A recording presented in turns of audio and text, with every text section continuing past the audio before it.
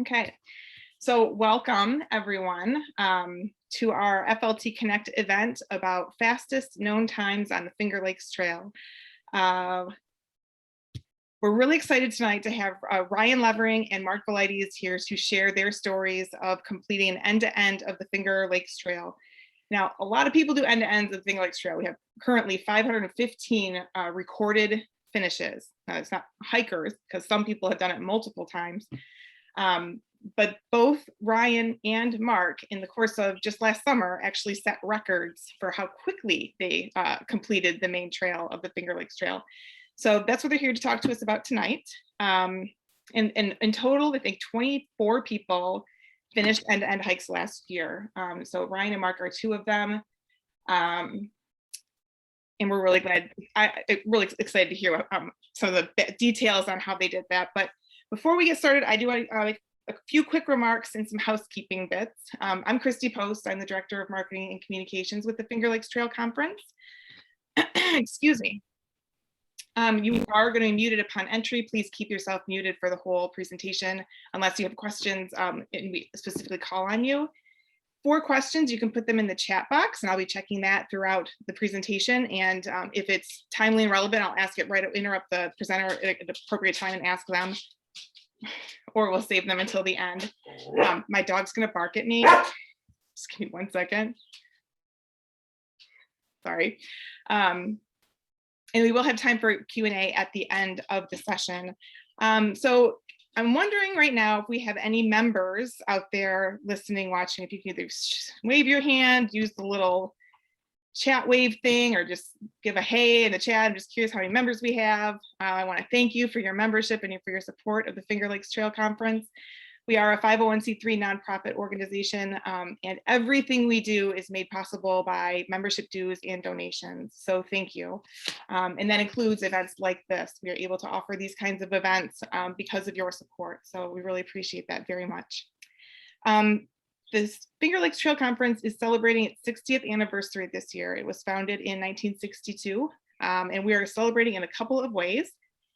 First, you can sign up for our FLT 60, which is just a slight twist on our FLT 50 hiking challenge, where we're asking folks to hike 60 miles this year anywhere on the Finger Lakes Trail and earn a sticker and a patch for doing so. This is the patch. It's lovely. It's a nice little 60th anniversary themed patch. And you can combine that with any other hiking challenges that you might be doing. Some folks might be doing the Western New York hiking challenge. If you're doing the county hike series, you're actually going to be hiking just around 60 miles exactly. It's gremlin hour for my dog. I'm sorry.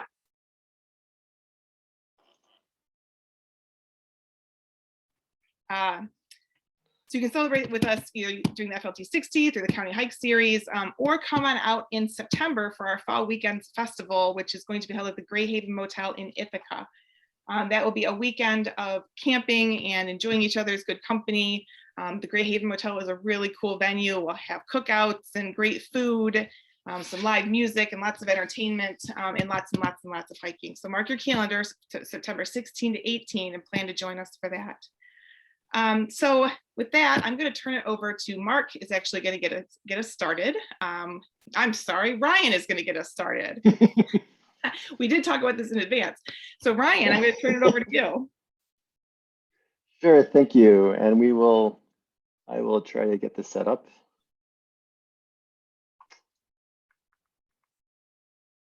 Let's see, 1 second.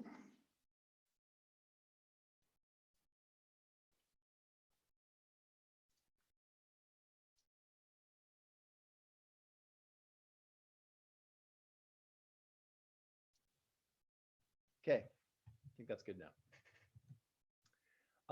Hi, my name's Ryan Levering.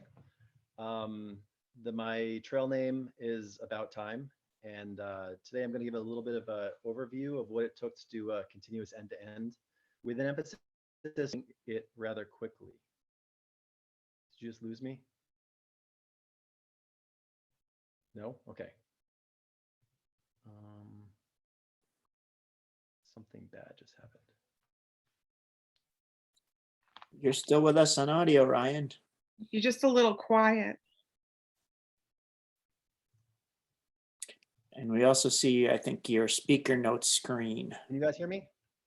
Yep, but you're a little quiet. You can. Okay. Hold on. Oh my God.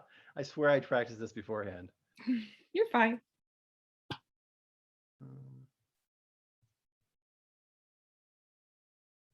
weird. I lost all of my audio. Give me 1 second, and if I can't get it back, then we'll switch over to Mark.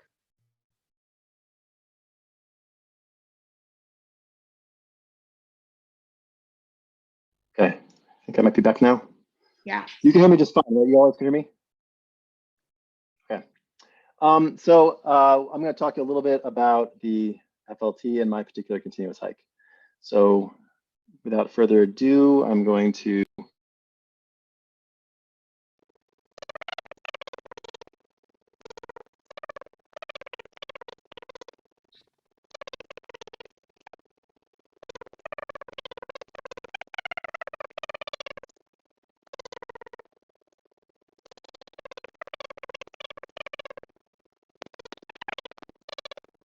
I think that much as I wanted to do this in a certain amount of time, I've decided that it's more important that I don't completely fail. Because sort of one of the things I want to do out here is also have the experience of having a longer time.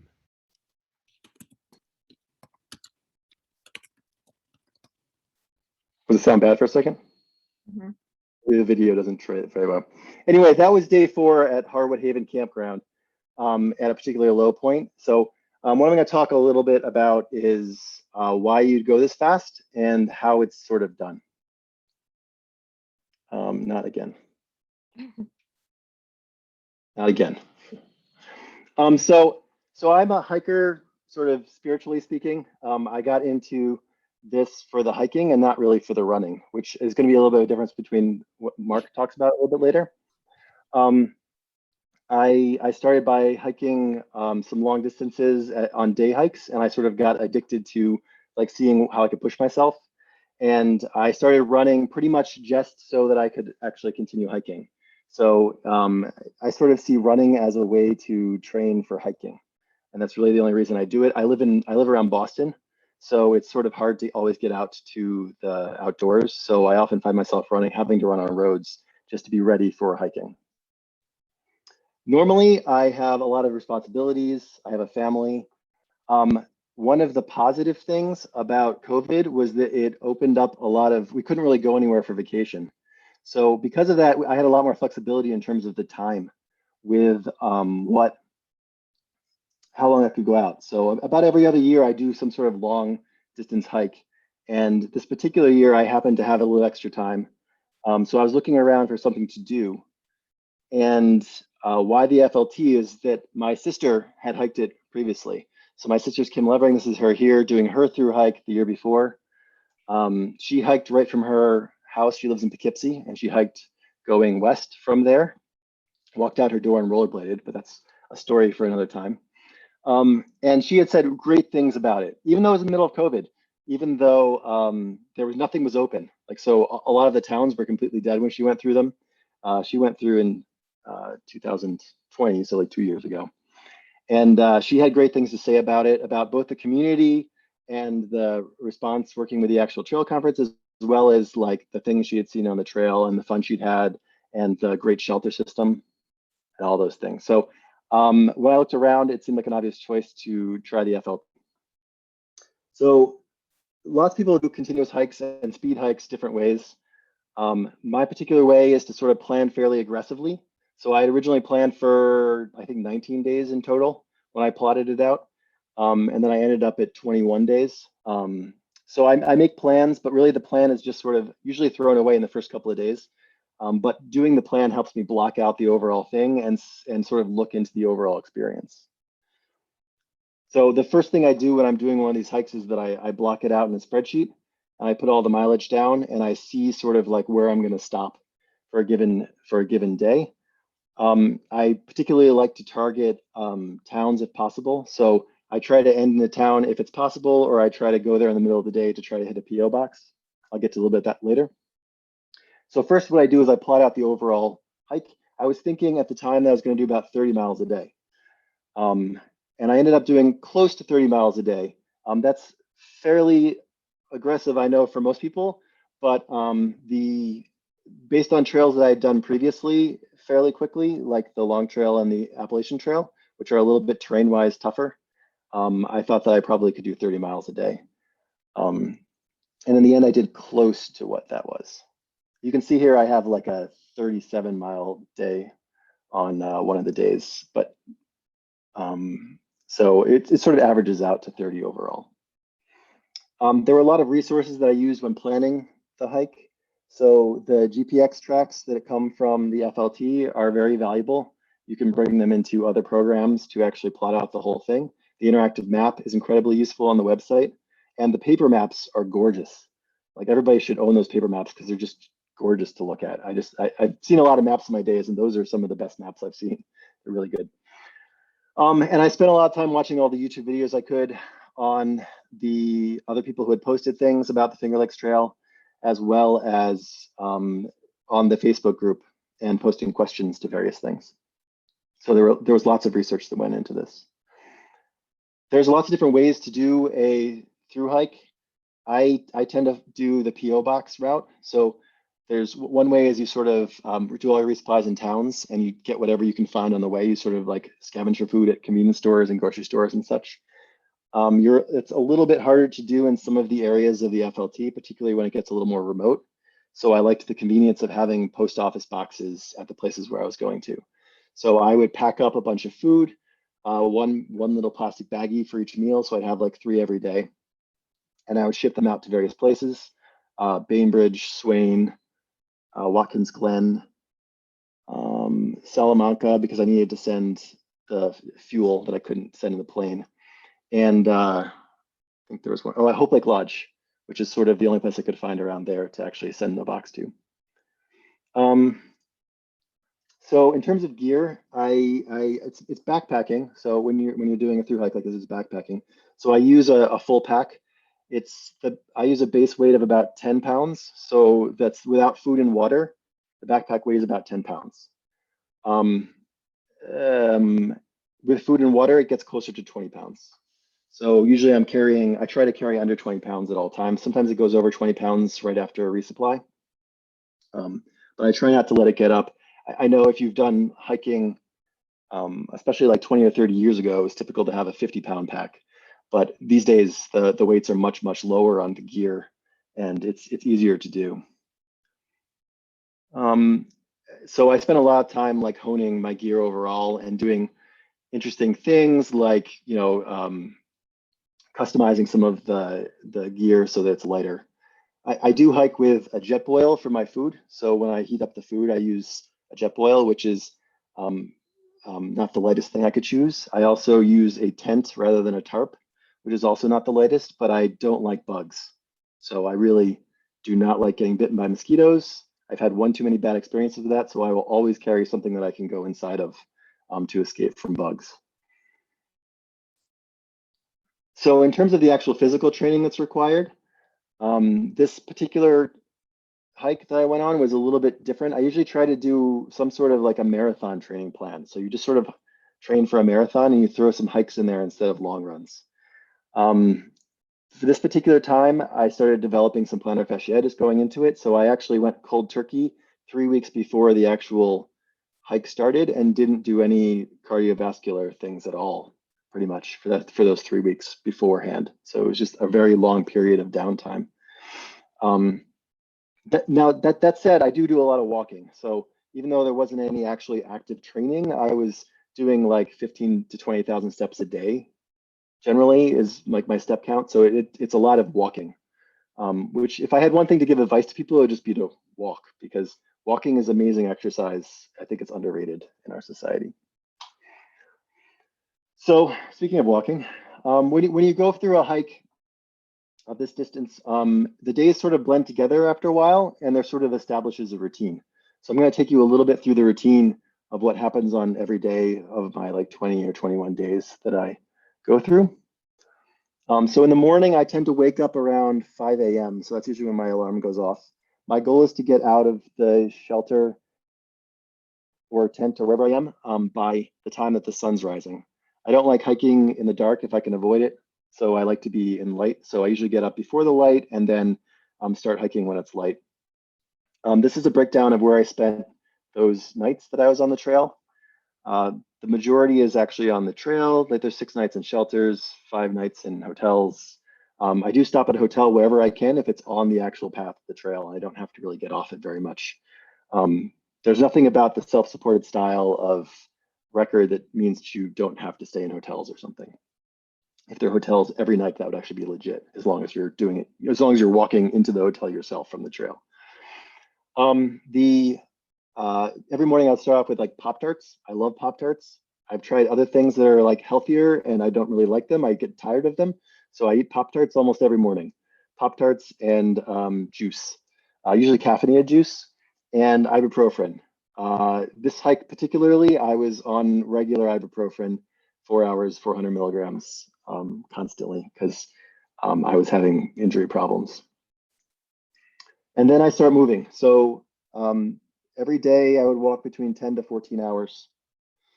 So starting like around 6 and then usually hiking until 6, 5 to 7, somewhere in there, I would stop every night. There's a lot of different terrain on the trail. There's forest, there's road, most of you know, you've been on the trails. There's a lot of variety. So throughout the day, I would go through lots of different terrain. When I stopped, generally I use an inline filter on a bladder. So you just fill up the bladder in your backpack and you drink through the filter. So you don't actually have to filter the water and wait while you're there. So you always have dirty water on you that you're drinking through filters. I do also tend to use a squeeze filter so that I can add sugar or something to water as like an extra treat. And it's also a backup filter because if your filter goes bad, you kind of have to stop or you will probably get in trouble. And then I do random things for snacks. I tend to eat like tuna fish and peanut butter for lunch, for instance. Trail registers are like one of the highlights of my day. Trail registers show like their stories. There's not a lot of people on the trail, on Finger Lakes Trail. I see like a couple people a day, usually maximum. And there were definitely days where I went the whole day and didn't see a single person. So the trail registers are your only like social connection to the universe. So during my hike, I was following somebody, Art, who goes by TikTok. He was ahead of me, so I was constantly monitoring my progress, catching up to him. And there was Constantine and Magpie, are 2 NCT hikers, which hiked going the opposite direction. And I enjoyed reading their journal entries too. So it's sort of, and this is my sister. I also could find her in most of the logs from the shelters. And that was sort of cool to sort of tie back to when she had done it. During the day, I use a watch for tracking, a GPS watch. And I use for navigation, I use both maps and phone. So I generally use the paper map as much as I can so I can save on battery. And then I would switch to the phone if I ever sort of got lost. So there are places where you sort of lose the blazes. And there are definitely places where I went at least a half a mile off the trail, which is very frustrating. And then you have to check to sort of see on the actual GPS tracks on the actual phone where you are. So they're both very, very useful. Towns were awesome to get to. I enjoyed every time that I could go through a town. We have a whole bunch of different, this is like Watkins Glen, Salamanca, and this one is the Pleasant Valley Inn, I think, in Urbana or by Porterville. That it's really nice to stop at these places and have a treat, especially at the end of a long day, and stay at a hotel if you can, if possible. Most evenings, my routine was to stop, like I said, before it got dark and set up. So the first thing I do is I get my food hydrating. So I'm generally eating freeze-dried, so I have to hydrate the food, and that takes like 15 minutes, and I'm usually starving. So that's the first thing I do is put the water into the actual freeze-dried food. Then I would hang my bear bag usually if I was in the woods or in a shelter, so that it wasn't dark when I was putting up the bear bag. I would hang the line. And then I would set up the tent or my sleeping pad. Then I would do work on my feet. Almost every night I had to clean out blisters because of the mud and water. My blisters were really bad. So I would have to sort of clean out the dirt from the blisters and put a lot of antibacterial stuff on them. And then usually I end up using duct tape or some other type of tape that holds on well to the feet. And yeah, so that was a full-time process every night. And then I also was looking at the next day. So checking out the next day and finding what the targets are. And then I would eat my food and then hang the bear bag and go to sleep. So it happened most of my nights. I'd say 15 or 16 of the nights. So in terms of the overall like span, to like look at the overall hike, I started off fairly slow and sort of picked up pace near the end, ending with the last day I did 40 miles from Big Pond to Slide Mountain. The terrain got harder, I would say, in general towards the eastern end, but the trail was much more clear and the weather was drier, so I didn't have to deal with boggy stuff as much. If I had to generalize the sections, I can sort of divide them into three. So this is what it looked like. My foot looked like underneath the duct tape. So the dirt would pile up inside the blisters. It was really bad. The shoes sort of leak mud into them. I don't know how it works. So the first week was sort of a mess. There were lots of injury problems and blisters. The gypsy moths were also in full swing. So they were getting all over me for the first several days. They were just clinging to my clothes and everywhere. And the leaves were all gone from all the foliage. So like going through Finger Lakes National Forest, I remember it was like super hot. The sun was beating down on me because there were like no trees throughout the forest that had leaves. So that was rough. Around day 4, I was having IT band problems and I was like sobbing on the side of the trail because I thought that I couldn't go any further. I thought I was done. And then I found there were some equipment problems. My hip belt was actually pulling into my IT band, so I stopped wearing my hip belt and I untied my shoelaces. And both those things alleviated like all of my problems. So I spent the next 2 weeks hiking with untied shoes and no hip belt at all, which seems counterintuitive, but it definitely saved my entire hike. So that was an interesting experience. The second week, I actually was starting to enjoy myself again and getting to things that were neater. I love waterfalls. There's lots of water, and obviously Ithaca is gorgeous, la la la. There were a lot of waterfalls and nice things to look at through that period. A lot of the private land sort of turns into more state land, which is nice. The trails tend to be better maintained. That's the big difference, I'd say. The trails are a little bit harder to follow generally on private land. And there were like, the Watkins Glen was there too, which was a nice resupply point. And I had dinner there and breakfast there and got to go into Walmart and get new socks because my socks were also having serious issues from all of the waterloggedness. I've never had as much water as I have on this hike before. So the socks were wearing out much faster than I expected. And then by the third week, I was finally like ramping up my mileage overall. And it was definitely what I'd say is some of my favorite areas personally, like Pharsalia was amazing, along the reservoir was amazing. And getting into the Catskills was also awesome. So I really enjoyed the third week in terms of overall. I mean, they all had amazing, beautiful spots, don't get me wrong. There were spots along the entire trail, but the third was definitely more remote. And there were less like road crossings and having to deal with like running along roads and other things that sort of distracted from some of it. Like I said, some of the bad, there were definitely some road crossings where I was like running for my life along there and hoping that nobody was going to hit me. If you heard the audio from this, it's like, don't hit me, and I'm like dashing along this road because it was actually fairly busy. There's also on the western side, there's a lot of signage that's kind of negative.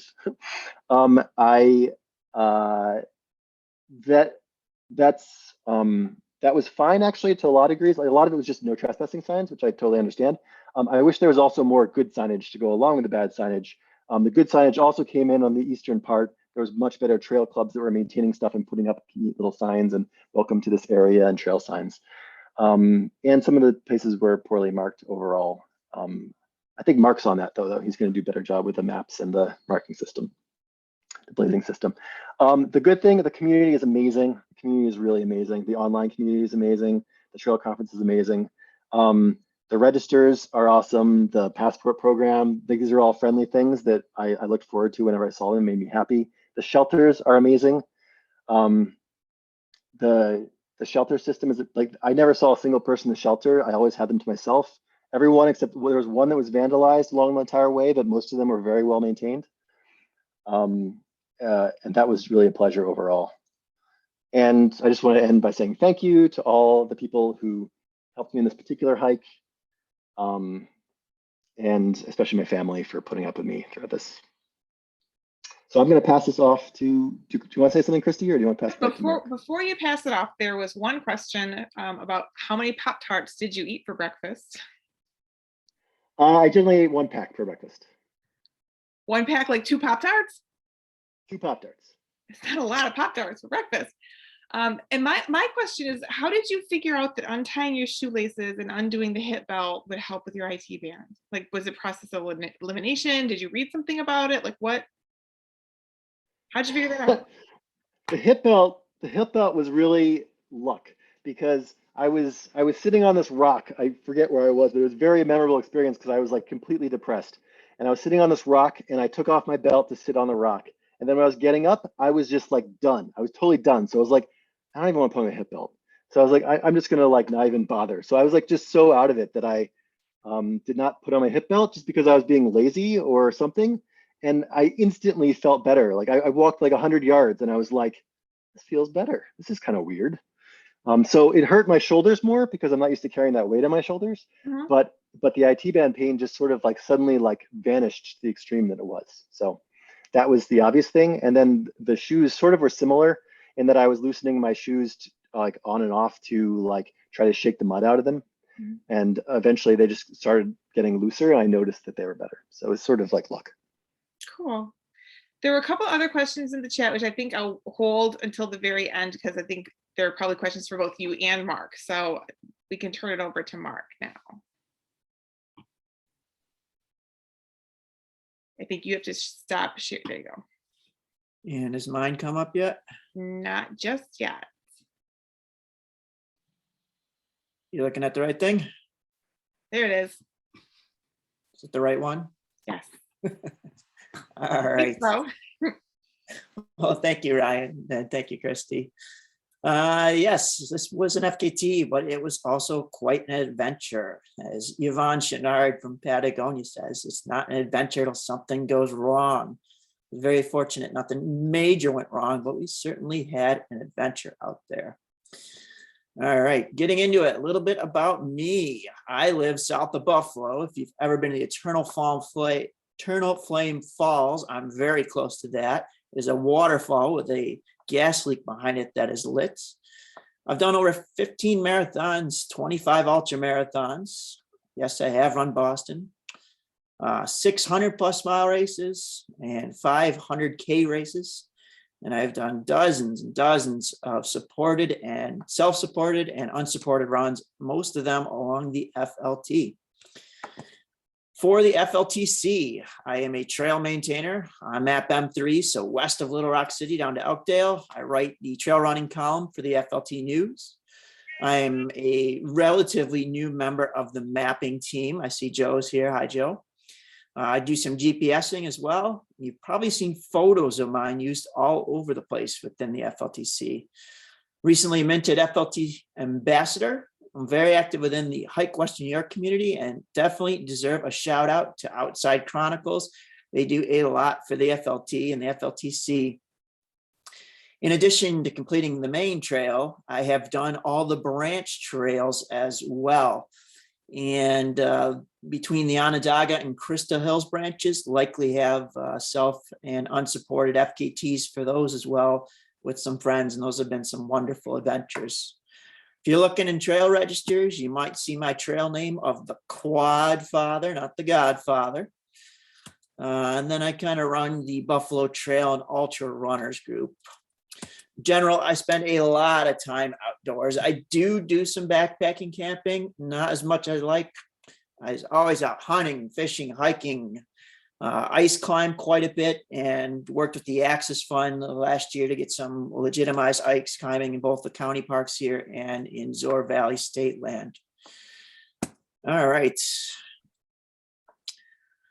So not a lot of folks know what the heck I actually did out there. And when they figure it out, the first question is, you did what?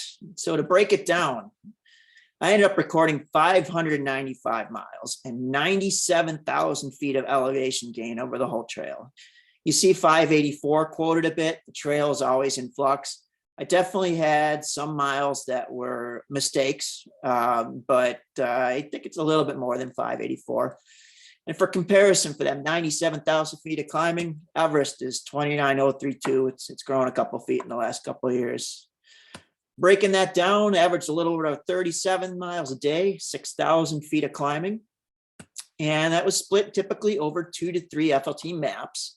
But depending on where you fell, sometimes that would be a bit more on both sides. Total of 15 days, 12 hours, and 10 minutes to get across the trail. And then people look at me and say, no, that's not normal. And yes, this was a big deal for me. And to be clear, this was a run, but at this type of distance and terrain navigation, hardly clocking 6-minute miles out there. And I actually dropped a lot of LSD, which is long, slow distance. The aim was to shoot for 20-minute miles overall, and I think I came fairly close to that. All the uphills were hiked, and there was plenty of running, but even though it doesn't sound very fast, that's what running is at that distance for that length of time. Planning and training. Well, I spent a lot of time on the trail. Familiarity with it was a huge part of why I could go fast in a lot of sections. I did over 1,100 miles on the FLT in just 2021 alone. I completed the Western 200 most, both out and back. That puts you out around Bath. I completed the Triad Trail. And then I had done a couple sections I drove out specifically to check out, and the Eastern Terminus as well. I'm glad I did too. There was a little bit of confusion there. Physical training, fairly comparable. I'm sure everyone's familiar with 100-mile training plans, which broke down. We'll get to it in a second here. I had hired a coach for this. It's the first time I ever had one. I wanted to have someone who was familiar with the FLT and who had FKT experience himself. We'll talk about him at the very end here in the thank yous. But mileage wise, it was about 75 miles a week between running and hiking. And then we would add some core work onto that, a lot of mental focus, gratitude. And it broke down typically 20, 25 miles on a Saturday, maybe about the same Sunday. So weekends were big back-to-back things. I did so many hill repeats with a backpack with the 20-pound log inside, just up and down, up and down. I can't tell you how many times I was out in the dark, hammering out hills, and often in the rain and in the lightning. Those are some of my fondest memories. I cut out alcohol January 1 of the year. And then the plan, I started September 5th. It's always interesting to see different people's experiences, different times of the year for this. This was about as late as I could go in the year for this. I wanted to get in training throughout the entire summer. I was hoping for cooler temps. The temperatures literally did not break until the day we were driving out there.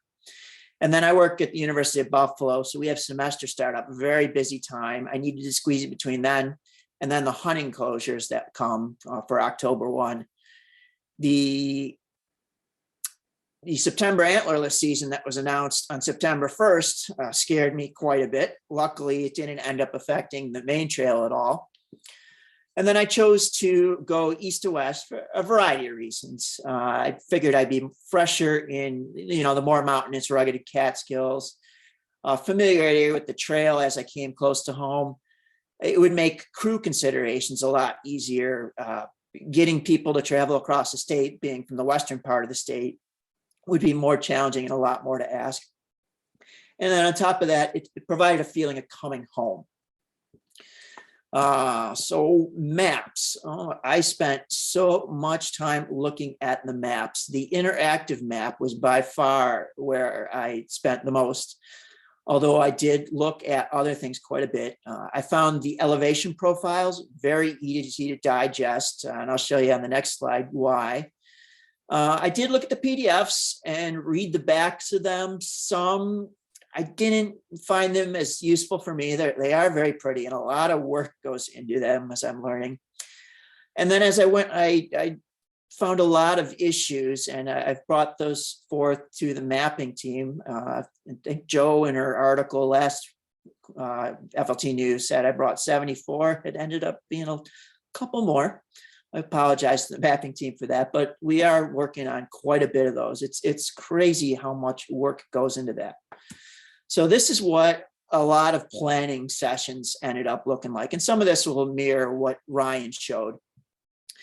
The Gpx files, they're GPS navigational files provided by the FLTC. They were by far the most important thing for me. On the laptop screen, you can see them imported into an application there. I'm looking at trail condition notices on the red part here. Elevation profiles I mentioned, it was real easy to look at one section, one road crossing the next, get an idea of both the distance at a quick glance and the type of terrain between them. All this stuff, I made my best guesstimates at a breakdown. It would end up in a day-by-day thing with who the crew was, contact, the sunrise, sunset, the maps that would be involved, any specific notes here, accommodation info for the day, trail condition notices, but these were only best guesses. And like Ryan said, plans change. Anything information wise from the FLTC was printed out physically. It ended up in what we called the big pink binder. And it ended up being handy. We slipped them into sleeves. The crew could write on them with Sharpies. You could see when I was arriving at various access points. They could then guesstimate when to be at the next based upon distance. I had them taking count of snakes and other animals I saw and all types of neat stuff. But it was difficult to really plan stuff out because something of this magnitude, I really had no idea of what I would be capable of sustaining or what I'd encounter. I'd done the western section of the trail and I had some familiarity with what might be out there. I knew there was a lot of rough trail and difficult to follow trails. So I just kind of guesstimated 50K to 35 miles, somewhere in there per day, and broke it down based upon where I might land after that type of duration. And I really only had accommodations planned for 5 days.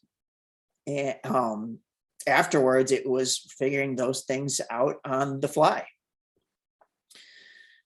So what was my daily routine?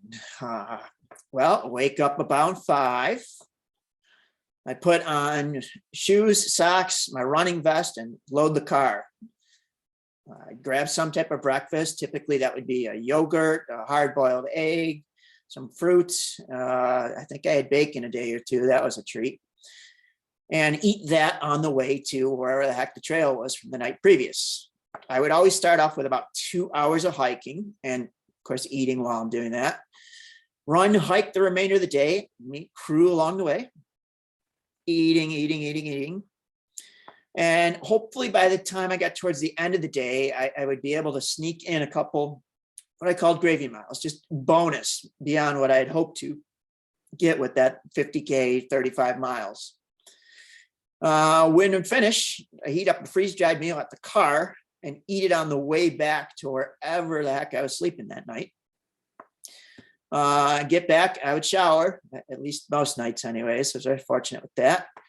And then I'd go to bed in the running clothes that I'd wear for the next day to minimize stuff to do in the morning. And then just lather, rinse, repeats for 16 to 18 hours a day for 16 days. This slide here was without a doubt my favorite moment on the entire FLT. I had just gone through Peg Fuller's section, and you could see some dark clouds off in the distance. And I don't remember exactly what I wrote in the trail register, but I think I jinxed myself because the skies opened up shortly thereafter. It absolutely poured, and that sucked. And it was freezing cold rain. But then the hail came, so that was a real treat. And then there was lightning on top of that. And I remember hunkering down and just absolutely hating life.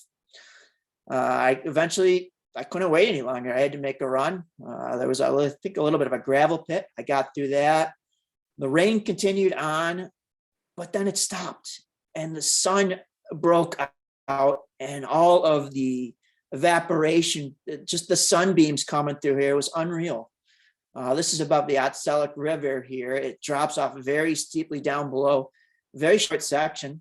It probably only existed for 5-10 minutes. I might be the only one who would ever see that, but it was amazing. So how am I surviving out here? I ran into a guy, one of 2 through hikers I saw the entire trail. It was probably 7 in the morning, and that was his question for me. He's putting on his pants here, and here I come bounding through in the morning. So food. I was a never-ending burrito machine. I was constantly feeding myself those. I didn't want the crew to have to deal with making food or variety. So as a couple of them came in, I lived off of a lot of Chipotle, Non-Tastic, Indian restaurant, and then Core Life. I had a variety of foods of those, and they just constantly shoved them in burritos, wrapped them in tin foil, slapped a little love letter with the Sharpie on it, and handed it to me. Every time I'd see them, I'd stuff one in my face and stuff one in my vest and head off. I did not eat a lot of the typical sugary garbage stuff that you might see in a race. I might have a gel here or there, and I would have a dried fruit, but that was really it for that stuff. It was a lot of real food. For those of you who know me, I love hot dogs. I did not have a single hot dog the entire trail till the very end. And then one of my crew cooked one for me over a jet boil. It's very sweet. The car. So having a crew gives you the luxury of having a car. This is what the car often looked like. The good days were the sunny ones with the breeze. Everything was wet all the time, wet. And so drying stuff was a big challenge. I had plug-in shoe dryers, but they just weren't effective. If we could get a day like this, it was wonderful. I did come up to the car at one point. My stuff was strewn out, looked twice as wide as this, and there was a for sale sign there. I don't think they had any luck selling my stinky gear. But a lot of times we didn't have those dry, sunny days, so we tried clever tricks. This did not work. They had smelly clothes in the car. We wrapped the shoes in tin foil and treated them like potatoes. That also didn't work. So wet clothes quite a bit. Gear-wise, this is a typical photo of what I looked like. You can't see my feet here, obviously, but in addition to trail running shoes, I wore a short set of gaiters.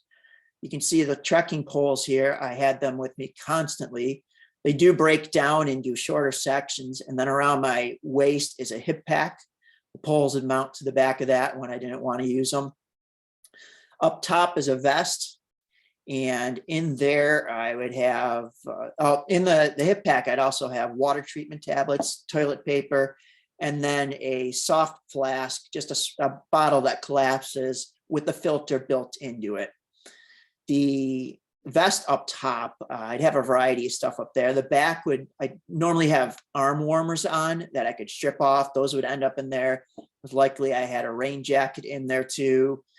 You can see 2 bottles up top. One would have water, one would have a sugar-ish drink in there. There's probably a burrito in a pocket there, and a variety of food. Garmin InReach satellite communicator was shoved in there. I got a phone in there and an emergency kit. And then the one thing that I like quite a bit, I saw one of the photos that Ryan shared with me a long time ago, my hat up top. Ryan and I had the same hats on when we were out there. Feet were a big thing to deal with. I was fortunate. I did have multiple pairs of shoes, but even with multiple pairs of shoes, I saw a lot of this. It was constant. And even when I wasn't in rainy sections, you would inevitably hit a farmer's field. You couldn't go anywhere without wet feet. It was constant. And a lot of times I put wet shoes back on. You can see my tiger stripe gaiters here above the shoes. They would help. I think this particular morning was the only one where I saw frost out there, so that was an added bonus. All right, navigation. This is a big one for me. So being able to navigate quickly and having something accessible helped me to move along quite a bit. I did have digital copies of all the FLTC mapping related information, and they were on the phone. It's just not practical to dig them out quickly or to be constantly looking at a phone. The other thing that's important when you're trying to move fast, and if you blow past a turn, you may be 2 miles down the road before you realize it. I did end up making one mistake where I thought I had loaded bad info onto my watch. I ended up following a trail on the PDF maps, not realizing that it wasn't the FLT, it was a side trail, non-FLT trail. And that ended up over, down, and then back for 3 miles out, 3 miles back. And I think about 2,000 extra feet of climbing. That one hurt. So what I navigated with, and by far my most important piece of gear, was my Garmin Fenix watch. And I had the Gpx files that were distributed from the FLT on there. Important part here is haptic feedback. The watch would buzz if I got off trail too far. If you blew past a turn and we're 100 feet down the road, I knew it without even having to look at something or wonder where the blazes were. It would tell me. The display here, we can see the distance for the day, the hours in, the direction in red here where I'm going. This was actually the first sign on the FLT that I saw coming from that direction. A couple more screens. The watch would break down each climb individually. I had an idea what that one was going to look like. I had each map broken down into an individual thing. I could see how much I've done so far for it, how much was left, the elevation at that point in the trail. And then the one over here, there's some good information here. I captured it though more for the text that was on here. The Garmin does have an underlying set of mapping info, and the crew learned that anything that had old CCC, truck, hill, or tower in it was likely a bad road. So this particular road was their worst nightmare. But the watch here shows me in about 500 feet. I do have a turn coming up. The trail is displayed in the pink here. So that was super important for me. And with the watch being such a key thing that I was dependent on, I was fortunate. I did have one of my crew members who had the same watch, and I had him load all the stuff on there as well. So there was a backup. The elevation profiles too, I mentioned them briefly before. They were interesting for a variety of reasons. You could really just kind of look at between two different access points, get an idea of the distance very quickly. The crew could look at that and say, okay, it's going to take me X amount of time to get there, when they compared that to their mapping stuff that we'll get to in a second. And we could see what I would face in between those two road access points. The profiles also have the different blaze colors for out east. Not everything is blazed white. We found it very helpful for looking at stuff. I did have everything on me, had everything printed out, but most of the crew, it wasn't efficient for us to look at those, to sort through text. And it's being on the mapping team now, it's really interesting to see how different people use the different sources of mapping info that's provided. There's quite a bit out there, and I don't even know if everyone realizes everything that's out there. I'll get into one here that's probably hidden in a second. So the crew had the car. This photo doesn't do it justice. I came up one morning, it was probably 7 in the morning. I was topping out on a mountain here, and there's some shirtless guy rambling and babbling about bears. He's in my way. Little did I realize it was one of my crew members trying to not get attacked by bear. He has a deathly fear, the poor guy. So he got up there, and on his way back down, it's harder to find the car to go back down. Going up, there's only one summit, but back down, it took him forever to find the car, and then he was rushing to get out of there, and he almost buried it. The next time I saw him, he had a ghostly white look on his face. I said, "What's wrong?" And then I saw the car behind him, and it sounds like it was pretty bad. He tells me he still has mud on his driveway from washing it off that day. So crew, very fortunate to have them. I'm not used to asking for a lot of help. So this is a big ask. Initially, I had taken 3 weeks off of work to cover this, not knowing what it would take. So I had 8 different friends involved as crew here.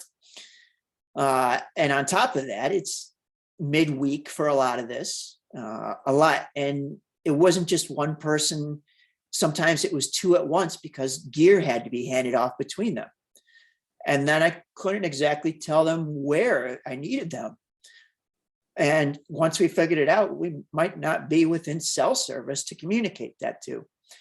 The crew, between handoffs, I said, guys, you got to figure it out yourselves. And they were able to manage that, fortunately. I did get my good friend, John Gadoo. He was by far my MVP crew member. Initially, he had quit his job and told me he'd do the whole thing, which I thought was absolutely crazy and I was not going to have. When he was interviewing for jobs, he told people that, "Oh no, I might be unavailable for 1 to 3 weeks when I start." So John, you can't do that. But I did take him up the first week in the remote sections when it was probably the most challenging, and he was incredible. For the remote sections, we did have, this is a Garmin InReach satellite communicator. So this does not need any type of cell service. This is mine. I borrowed another one from a friend, and the crew had that. We really only had them for emergencies, though. There was some communication back and forth, but these are not instantaneous devices. And if you're in tree cover, it might take 15 minutes to send. It might take another 15 minutes to receive on the other one. And then to turn around and respond, you effectively doubled that. So we did develop a little bit of a protocol out east where the crew, when they got to the road, they would send me a message, and then it never ended up happening where I beat them there and they were behind me, but we would have known that if it had occurred. The crew, they kept busy. They occasionally would have to leave the trail and me for supplies. I would see them, I don't know, every 4-5 miles, give or take. Making burritos from the stuff was a big part. And then they would prepare themselves to get to the next section and tell me what was coming up. They had to tolerate me too. And since we ended up not knowing where we were going to be every night, figuring out accommodations was on them too. Sometimes they'd check in. My credit card ended up in their hands early on. And then they had to set up meeting points with the next set of crew. Primarily, though, their big focus in life was just to make fun of me. And they did a good job at that. I'm very lucky to have them, though. Come on, slide, advance. This is what the car looked like in the back a lot. The cooler was clutch. A lot of garbagey junk food on the left here. There's a roof rack up top with the box. They were constantly organizing that and keeping tabs on stuff so we could get in and out of it quickly. The crew, though, added stuff to it too. A bunch of them had never even seen the FLT, and it can be challenging to navigate. So I had to kind of go over the maps with them. Everything was in the books and Google Drive for them. And we did have a specific phone with an app that I'll get to in a second. I skipped one here, but not all of them camped. So I did have to book some accommodations ahead of time. And that made it difficult because I had to kind of center myself the day prior to get to that. The one place I had for 3 nights, so I kind of wanted to be 30 miles shy of it the first night. The second night, kind of wanted to finish at it. And then the third night, be give or take 30, 35 miles past, so that it wasn't wasting time driving. Did spend a lot of time driving, but it worked well. The rest of it ended up being on the fly. I did end up in 2 lake houses of friends that wasn't planned. But for the crew to navigate, the big thing that we found was this maps.me application. The FLTC publishes a Gpx file of all the waypoints that are trailheads. So the GPS info, latitude, longitude is in that. Google offline stuff doesn't have a way to load that though. So my little brother, he stumbled upon this the week out beforehand, and the crew, they could see where, okay, we're here, the next trailhead is here, and then just click on the dot and it would tell them how long they would go. They could tell me if they could make it between here and here on time, and then just navigate there. So we ended up with one of the crew having an older phone. He loaded all the offline documentation into that, including this app. And then the crew could use their own phone for personal stuff and phone calls, and then use the quote unquote adventure phone for navigating it. And that worked really well. I did have Christy Coast here. She joined me for a couple times. She ran with me some. It was nice to have some company. And one of the other cruise stories, we pulled into a campground real late the one night, and I don't think the campground owner was too thrilled with us arriving late. And she was giving me a little bit of an earful politely. And then my little brother, he just reaches over and taps my hand, just give her these. And he hands me a couple FLT stickers. And I just turn and give her the stickers, and you should see the demeanor change. It was wonderful. He saved my butt that night. I do got to make fun of the crew though, since they make fun of me. A lot of times they were sleeping, which is fair. They were running long days as well. I made a game of sneaking up on them and pounding on their windows to wake them up. I also found them facing wrong side of the road, looking the wrong way on the trail quite a bit, and that was amusing for me. But they did so much. At the very end, the crew even picked my mother up. They got her to the end. They gave her flowers. Are you kidding me? They washed my car. And then I wouldn't even thought they had food for me when I returned home, because I had emptied the fridge out. I planned on being away for 3 weeks. One of the crew did end up catching COVID. That could have thrown a wrench into it. I was fortunate that I finished earlier than I needed to use all crew up, so it didn't turn into an issue. But the crew, it's not always just adding and making life easier. There's other considerations. Again, there was some management of the crew too. And unlike just a hiker where I might be able to say, okay, I'm going to stop at the next lean-to and camp there for the night. Well, probably much earlier that day, we probably figured out a place, and now we had to go there. And it had to fit the crew too.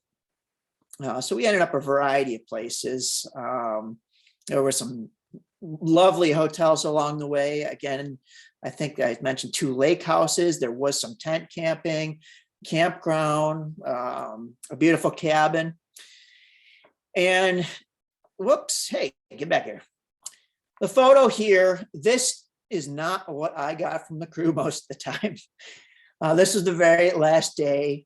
I found it interesting. The crew had been asked to put out a chair for me early on, but the first week there's surprisingly no chair.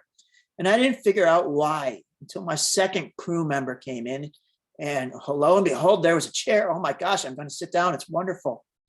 And I sit down, and the gasp out of his face. He said, John told me not to put the chair out, because it was tough love. They knew I'd sit, and they wanted to keep me moving. But they were amazing. Very fortunate.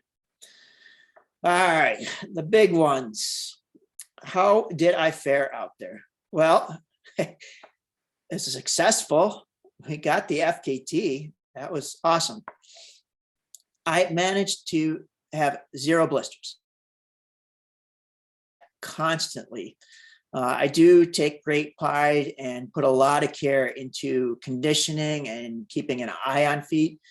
In all my 100 milers and 100 Ks, I've never gotten a blister either. I was expecting that.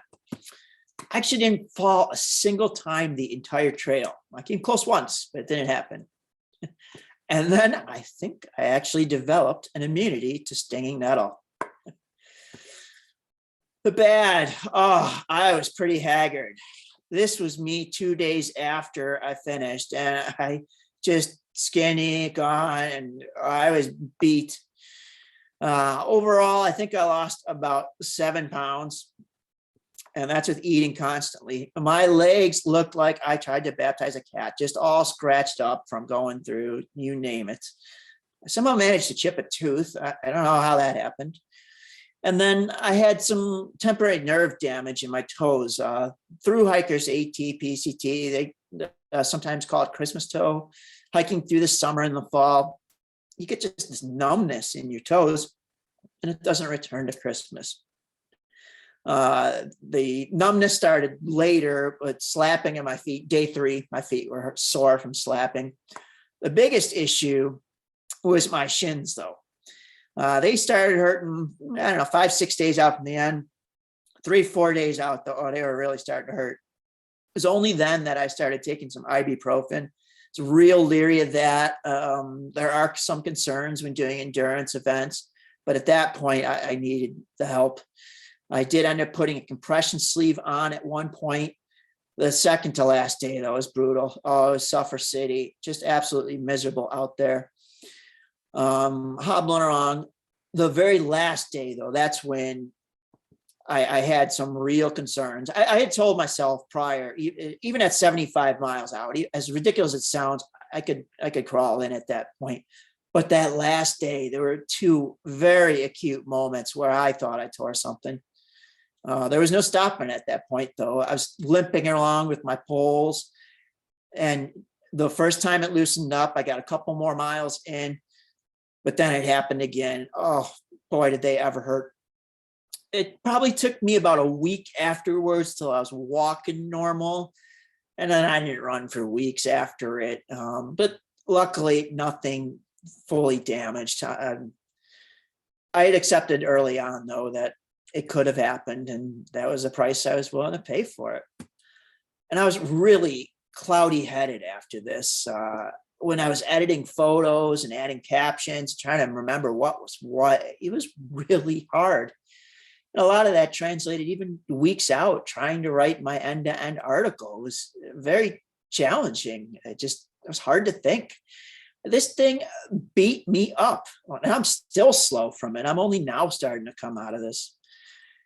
It really beat me up. It took a toll. This was really hard. This is a monstrous undertaking. There's a lot of suffering out there, and not just physically, but mentally too. Really never knew what to expect out on the trail. You would go from beautiful views like this, but then you'd have a half a mile on each side of fighting through knotweed like this. And it kind of speaks to something I wrote once about the FLT. I was west of Swain on a section, and it had everything. And I remember writing, it was a full value adventure. It reminded me of everything I loved and hated about the FLT. Some surprisingly tough road climbs, loose dogs, navigation challenges, cornfield bushwhacks, butterflies, dragonflies, damselflies, and plenty of deer flies. So you were going through a lot of stuff emotionally and mentally out there dealing with that, which kind of segues into the finish here. For those of you who've read my end-to-end article, you probably know it wasn't the most cheerful ending in the world. It was very abrupt. I, again, was navigating by the Gpx stuff on the watch, so I had an idea of where I thought the trail ended. I had pointed out some discrepancies with where the western terminus was previously, and it was fixed in places, but it wasn't fixed on the watch. And I didn't realize that. And I didn't catch it when preparing either. So I'm counting down and again, just suffering here. I'm limping along 5 miles, 4 miles, 3 miles. Oh, it's got to be coming up soon. Looking forward to this 1.5 miles. And then, wait a minute, why is it here? And I realized that the watch wasn't updated at that time. And it's just, it's been really hard for me to express what that was like. For those of you who run marathons, maybe you can appreciate it. Marathon's 26.2 miles. Imagine you get to mile 25 and then, whoa, sorry, you're done here. That was kind of that feeling. I don't know how to convey that. It's challenging for me. And then afterwards, I wasn't sure. It didn't seem like people were interested in this. I don't know why. There were some Facebook posts, and it's great to see likes and all, but this is one of the biggest accomplishments of my life, and barely anyone said boo to me. I didn't understand. And then questioning that and trying to express those feelings, it just seemed to make things worse. So those are things that I struggled with for a long time afterwards. And I still don't know why. Was it relatability to what I did out there? It's hard for people to understand and grasp and appreciate that. I don't know. Was it trails not known? Was it a stigma around the end? I don't know. It's been pretty challenging for me though to deal with that. How are we doing on time here, Christy? We're a little over. We're at 8:07. So we should wrap it up for questions fairly soon. All right. Well, I like have this thank guy's you, face. and we'll do some happy animal flora and fauna pictures real quick. Sometimes it seems like there's a thought that trail runners don't necessarily see the little things or stop and smell the roses, but that's not what I'm out there doing when I'm trail running. I love the outside. I love so many of the things on the trail here. And the photo here is this guy couldn't have been more than 1.5 inches long, and he was my buddy for a little while. And then this is a rose, albeit a rose of Sharon. And they don't smell a whole lot for those not familiar, but I did stop to at least look at the flower, and in doing so, I then turned and crossed the street and did not make it before the train slowly crawled its way across. I do enjoy ephemerals quite a bit, but there just weren't that many out there this time of year. This is white bangberry, also known as doll's eye, one of my favorite things out there. Pink muskmallow just outside of Allegheny State Park. Aster, I think this is. As a runner, dogs, they look at you a little bit different. You're a moving target. They might not just let you slink by. In this photo, these two followed me for probably 1/2 mile. Believe it or not, the little guy was the aggressor here. The German Shepherd, he seemed to just say, okay, fine, I'll go chase him too. They were constantly at my heels. This guy was out in Salamanca. This one was yipping at the trail. I thought I was in big trouble here. Christy was actually with me at the moment, but once he came over, all he wanted to do was be petted. Other animals. I stepped on a snake. I've never done that. You know one's is underfoot. This was not the one I stepped on though. This smooth green snake. Around the corner from him was my first ringneck snake I had ever seen. And just prior to that, there's a kestrel, and he was probably out there looking for snakes. He landed right above me. I wish I could have gotten a shot. I swear he looked down and winked at me. A lot of other dangers out there, animal-wise. You had to deal with these, they'll bite your head off. I came up and saw my brother at one point, and these goats were very suspicious. Every time we would look away from the goats, they would sneak up on us. It was hilarious. They ran off when I went at them, though. Ryan had this photo in his slideshow as well, I noticed. And then this thing, This is the most cruel and foul and horrible animal you've ever set eyes upon. I have a good friend who is not thrilled about horses, and I went over to pet this guy the very last day, and he was nice, let me pet him. But then a couple other horses came over to get petted, and he hip checked them out of the way, and then he bit me. I'm 575 miles into this stupid run, and all I could see was getting taken out by a horse bite, and my friend who hates horses giving me the "I told you so." There were some other friendly ones out there. There's a red-spotted newt later on in life. I love the cows. And then, of course, here is your friendly Western Terminus raccoon carcass right at the sign. I got bit twice. The first one was on the arm. I thought, oh, that's good. I don't need the arm to run a whole lot. And then 20 minutes later, I got whacked right above the ankle. And that one just itched and swelled for a couple of days afterwards.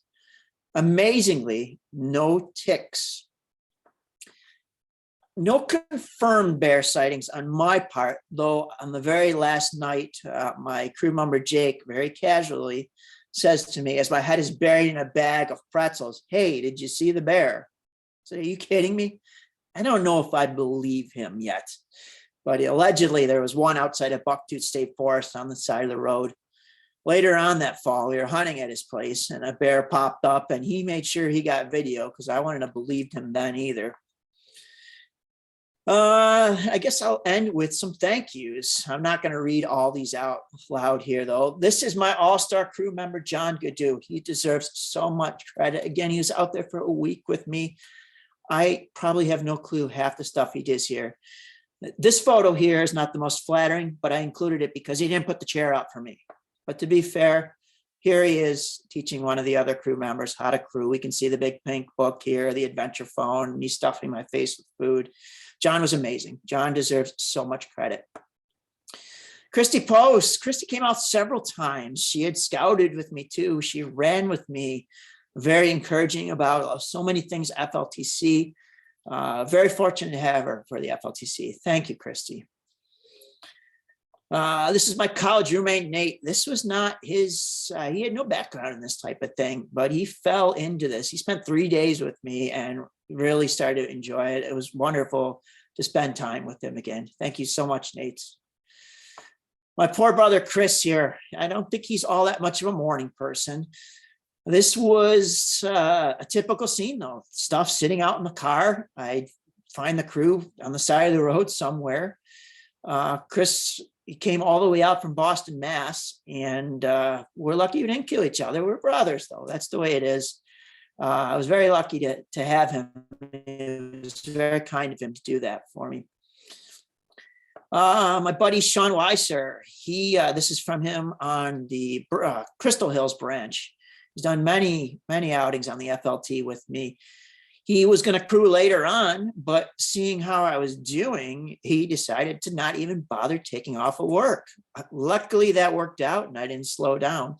He did end up coming out and doing laundry for me one night, meet me back up the next morning and doing several miles with me. I had a donut with him that morning that he snuck in though, and almost died when I noticed it. He wasn't sharing, but luckily my buddy John was back and he got some ice cream for me, and Sean lived to see another day. Sean's president of the Allegheny National Forest chapter of the NCT. They do a lot of good stuff down there. The trail just south of ours in the Allegheny National Forest is amazing. Well worth checking out. My buddy Jake, he came all the way up from Virginia to crew for me. He was great to have him out there. Again, I still don't necessarily believe he saw a bear, but he had me at the very tail end. My buddies Jeff and Brian here. Jeff in the background, he's the FKT holder for the long path. Don't tell him, I sometimes, after now doing the FLTC, call it the short path. He's an incredible ultra runner. My buddy Brian here is a heck of a runner himself. He's been bugging me. We need to spend some time on the FLT together. Didn't end up utilizing these guys, but they were on deck if need be. I mentioned I hired a coach. That's him on the right here, Nathan Huckle. He's cross-country coach for Canisius College. Him and Katie Gadoo is pictured here. They are the co-ed FKT unsupported holders for the Lakeville Placid Trail. He has a lot of familiarity with the FLT too. It was great having him involved.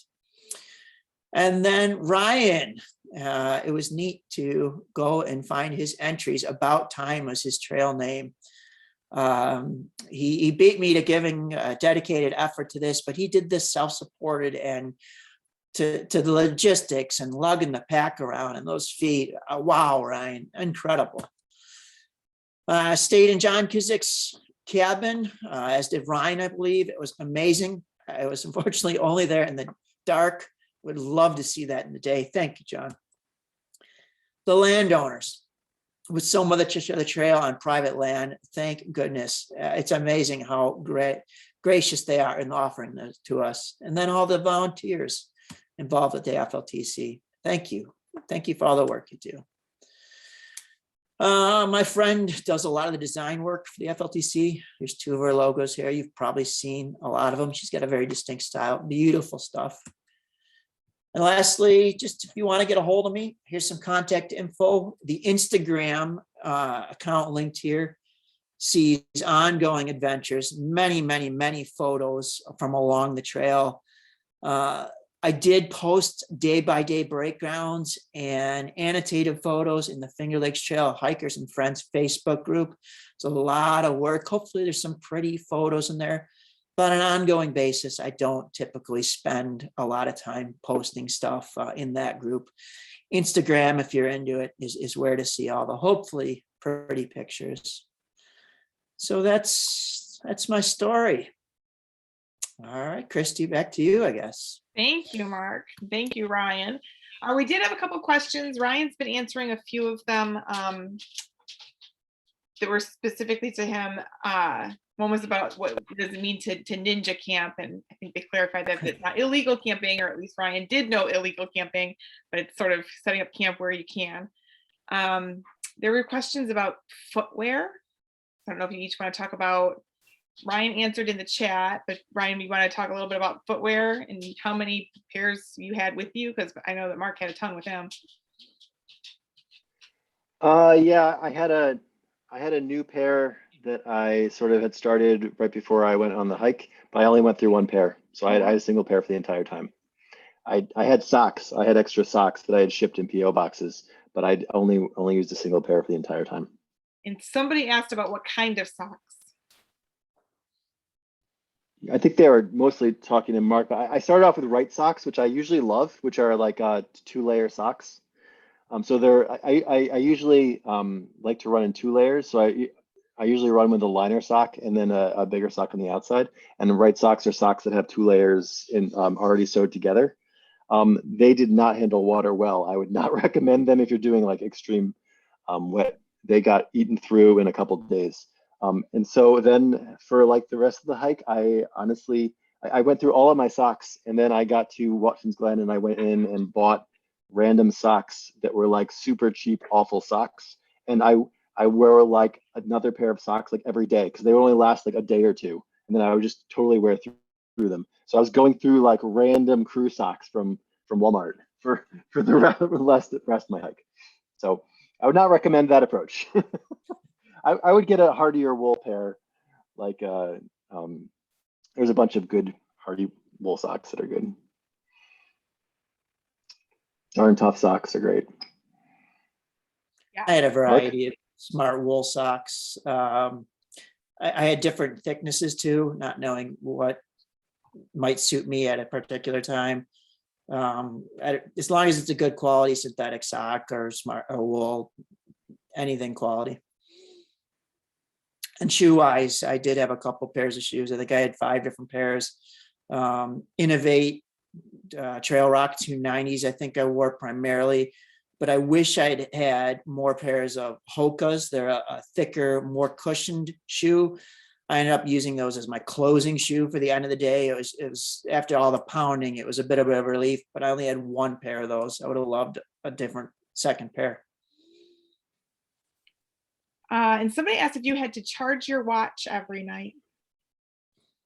I did, yes. I a lot of the times I did have power, but I also had a power brick with, it wasn't just a watch. I had to charge the phone and I had a set of headphones on me too. And what was the third? Oh, and the Garmin InReach communicator. So I had a dedicated power brick for charging that stuff. And I think this is a question for both of you. I would ask it to both of you anyway. Did you listen to music, or what did you listen to in the course of all of those long days? I did have headphones. I don't listen to a lot of music though, so I just pretty much wore them the majority of the time, but occasionally, yes. There was some Sound of Music actually at one point. I don't know why I was feeling it, but I was singing for a little bit out there. Yeah, I always spend a lot of time thinking about music that I'm going to listen to on the trail, and then I never ever listen to it. I don't think that I actually listened to, maybe the first day I listened to some music. I actually tend not to, I find it kind of like too much stimulus or something, especially on these long hikes. Yeah. And I think that hits just about every question. And we're at about 20 after 8. If anybody else has questions, feel free to unmute yourself and ask them. If not, I'll say thank you, Ryan. Thank you, Mark, for both of you for sharing your stories and for putting together these great presentations. And for sharing your love of the Finger Lakes Trail. I think it's kind of fantastic to hear about your experiences. So thank you.